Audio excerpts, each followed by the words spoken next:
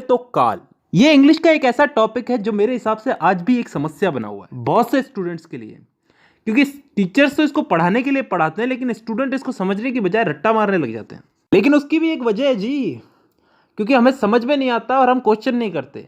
और दूसरी सबसे बड़ी वजह यह है कि हम इस चीज़ को डेली लाइफ में यूज़ नहीं करते।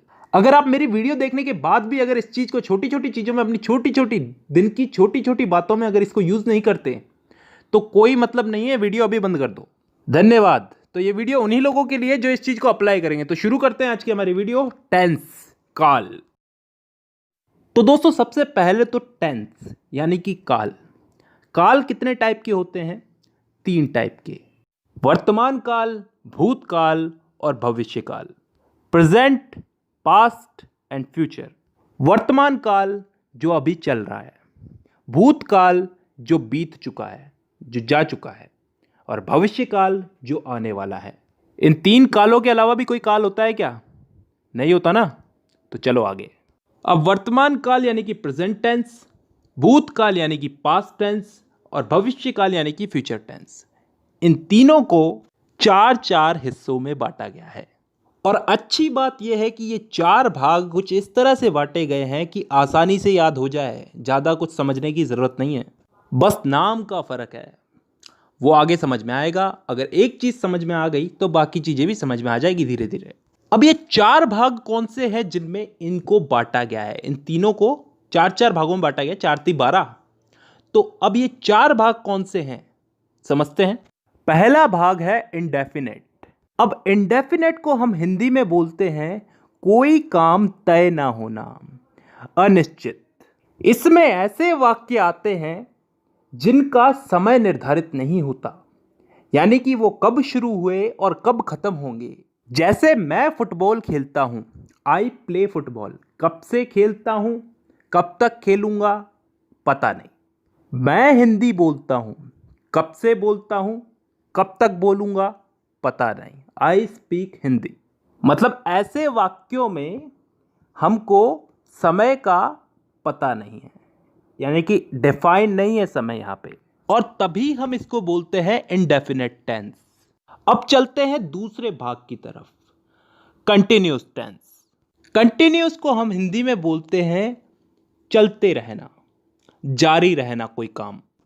इस भाग के अंदर भी हमें काम कब शुरू हुआ, कब खत्म होगा इसका मालूम नहीं, लेकिन इसमें काम चल रहा है इतना हमें मालूम है। जैसे उदाहरण के लिए, मैं फुटबॉल खेल रहा हूं, आई एम प्लेइंग फुटबॉल। कब से खेल रहा हूं, कब तक खेलूंगा, कुछ पता नहीं। काम मेरा कंटिन्यू चल रहा है, तो यह आ गया कंटिन्यूअस में। तीसरा टेंस आता है परफेक्ट टेंस। वो टेंस जिसमें काम के हो जाने का, पूरा हो जाने का बोध होता हो, मतलब कोई काम कंप्लीट हो चुका है। जैसे मैं फुटबॉल खेल चुका हूं, चुका हूं, चुकी हूं, चुके हैं, ये सब चीजें क्या बताती हैं? कि काम हो चुका है। और ये चीज किस में आती है? परफेक्ट टेंस में। अब 3 भाग हो चुके हैं, चौथा भाग है परफेक्ट कंटिन्यूअस टेंस। अब ये चीज क्या होती है, इसको थोड़ा ध्यान से समझना, कान खोल के। परफेक्ट का मतलब पिछले वाले टेंस में हमने क्या समझा था? कोई काम कंप्लीट हो चुका है। और कंटिन्यूअस उससे पिछले वाले में कि कोई काम जारी है। तो परफेक्ट कंटिन्यूअस टेंस में क्या आता है? कोई काम हो भी चुका है और फिलहाल जारी भी है। ढंग से बोलूं तो कोई काम किसी समय से प्रारंभ होकर प्रतिदिन अंशतः पूर्ण होकर आने वाले समय में भी जारी रहेगा। समझ में नहीं आया ना? नहीं आएगा, उदाहरण से आएगा। मैं सुबह से फुटबॉल खेल रहा हूं। सुबह से, किसी समय से खेल रहा हूं, सुबह से खेल रहा हूं। कंटिन्यू है, अभी भी खेल रहा हूं, और फिलहाल अभी खेल रहा हूं तो आगे भी खेलूंगा।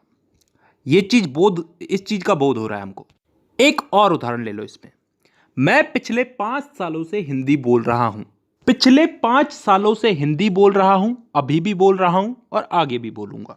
तो ऐसे वाक्य किस टेंस में आते हैं? परफेक्ट कंटिन्यूअस टेंस में। तो दोस्तों यहां पे हम लोगों ने 4 भाग समझ लिए। एक बार वापस रिपीट कर देता हूं, indefinite tense, continuous tense, perfect tense, perfect continuous tense. Indefinite में वो वाक्य आते हैं जिनका टाइम डिफाइन नहीं होता, निश्चित नहीं होता, कब शुरू हुए कब खत्म होंगे।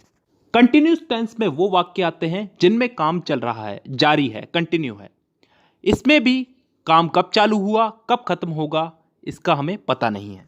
परफेक्ट टेंस में वो वाक्य आते हैं जिनमें काम पूरा हो चुका है, खत्म हो चुका है। और लास्ट है परफेक्ट कंटिन्यूअस टेंस, जिसमें कोई काम किसी समय से शुरू हुआ, पूर्ण हो चुका है और आगे आने वाले समय में जारी रहने का बोध होता है। आई होप यहां तक क्लियर है।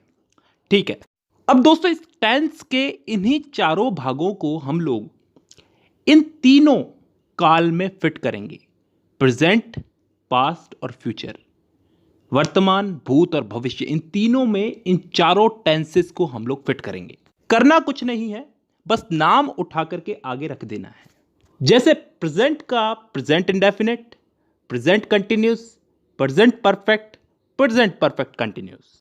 पास्ट का past indefinite, past continuous, past perfect और पास्ट परफेक्ट कंटिन्यूस। फ्यूचर का future indefinite, future continuous, future perfect और फ्यूचर परफेक्ट कंटिन्यूस। तो टोटल कितने भाग हो गए? एक एक के अगर चार चार हुए तो तीनों के हो गए चार, चार या 12। अब इन 12 भागों को मैं अगली वीडियो में समझाऊंगा।